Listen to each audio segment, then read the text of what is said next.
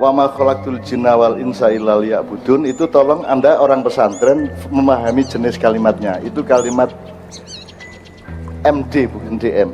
Jadi Allah tidak mengatakan inna khalaqnal jinna wal insa liya'budun, tapi wa ma khalaqnal jinna wa ma khalaqtul jinna wal insa.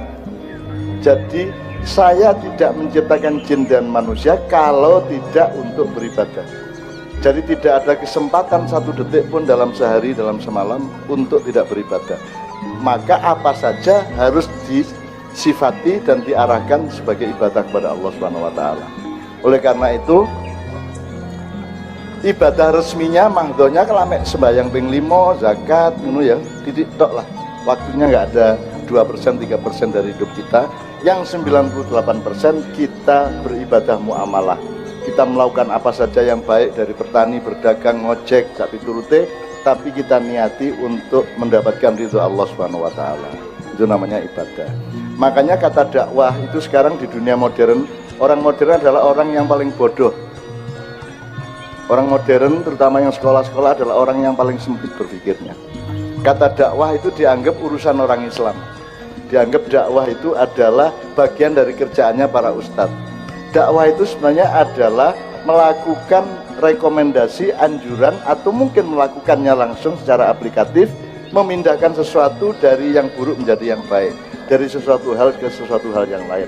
Ada dakwah vertikal itu namanya doa.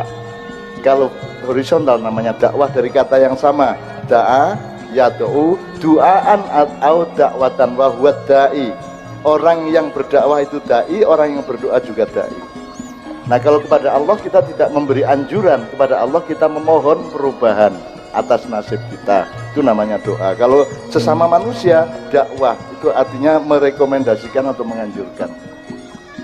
Nah, kalau kita agak mundur ke belakang, dakwah itu belum pernah menjadi prinsip utama dari umat Islam Indonesia. Yang menjadi prinsip utama adalah amar ma'ruf nahi mungkar, nggak ada dakwahnya. Seharusnya dakwah khair, amar ma'ruf, nahi mungkar. Mereka jangkep. Karena dakwah itu bukan urusan pemerintah, tapi urusan semua manusia. Jadi dia cair, dia dilakukan oleh siapa saja dan untuk siapa saja. Kalau amar ma'ruf itu urusan Pak Bupati, Wakil Bupati, Forkominda, semua pemerintahan di Indonesia, itu namanya amar ma'ruf. Amar itu bukan dakwah, amar itu sesuatu yang ditetapkan sebagai hukum, dilaksanakan secara wajib, secara paksa. Hukum itu sifatnya memaksa. Apa sebabnya dipaksa? Karena manusia cenderungnya tidak mau melakukannya, maka perlu dipaksa. Sama dengan sholat 5 waktu, itu paksaan Allah kepada manusia. Apa sebabnya puasa dipaksa Ramadan? Mergo kon senengane mangan. Nek rabi gak perlu dipaksakan, gak perlu dijadikan wajib. Masih gak dipaksa ya rabi-rabi dewe, wong gurung rabi wis rabi ya arek iki. Nggih tambahan. Nah, maka kalau ada hukum itu pasti secara psikoantropologi sifatnya adalah diciptakan hukum karena ada pengetahuan bahwa manusia cenderung tidak mau melakukannya, maka dibikin hukum. Kalau mau melakukannya, untuk apa dibikin hukum? Kalau Anda memang senang berpuasa, maka Anda tidak perlu diwajibkan. Anda pasti akan puasa sendiri sebagaimana kawin atau nikah. Tapi karena Anda cenderungnya tidak suka puasa, cenderungnya lebih senang makan daripada tidak makan, maka diputuskan untuk dijadikan hukum. Jadi hukum itu sifatnya memaksa. Mohon para perangkat hukum mengerti asal-usulnya, usul fikihnya dan filosofinya. Gitu loh. Awakmu lah gak seneng poso sih? Ngaku aja. Ojo ade apen-apen ya selamat datang wahai Ramadan tae ene dapurmu. Alah wong kon yo gak seneng ae kok ya. Loh, Cak Nun kok mengejek Ramadan? Aku tidak mengejek. Justru letaknya kemuliaan manusia yang berpuasa itu di situ. Lho kok iso? Lho nek kon seneng poso terus dikon poso, hebatnya apa? Kon seneng rawon terus dikai rawon, apa hebatnya? Tapi nek kon gak seneng pecel, gelem nglakoni mangan pecel mergo bojomu seneng pecel, itu mulia namanya, dhuwur derajatmu. Betul enggak? Kalau dasarnya Anda tidak suka puasa, tapi demi ketaatan dan keselamatanmu di depan Allah, lantas Anda ikhlas berpuasa, maka derajatmu tinggi.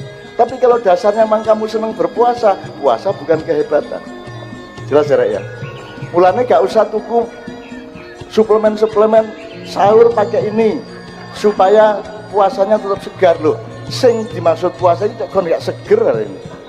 Supaya Anda mengalami lapar, supaya Anda mengalami ingin tapi ditahan, mengalami kebutuhan tetapi Anda mengendalikan. Itu gunanya puasa. Kalau sejak sahur Anda sudah seger karena suplemen, terus gaya-gaya apa poso? Itu tak. Jadi mari kita belajar dialektika. Makanya dakwah itu sebenarnya semuanya. Iklan itu semua dakwah. Cuman dia mengantarkan dari mana ke mana, itu aja masalahnya, bedanya. Kalau dakwah itu aslinya ya membawa, menganjurkan orang dari satu keadaan ke keadaan berikutnya, itu namanya dakwah.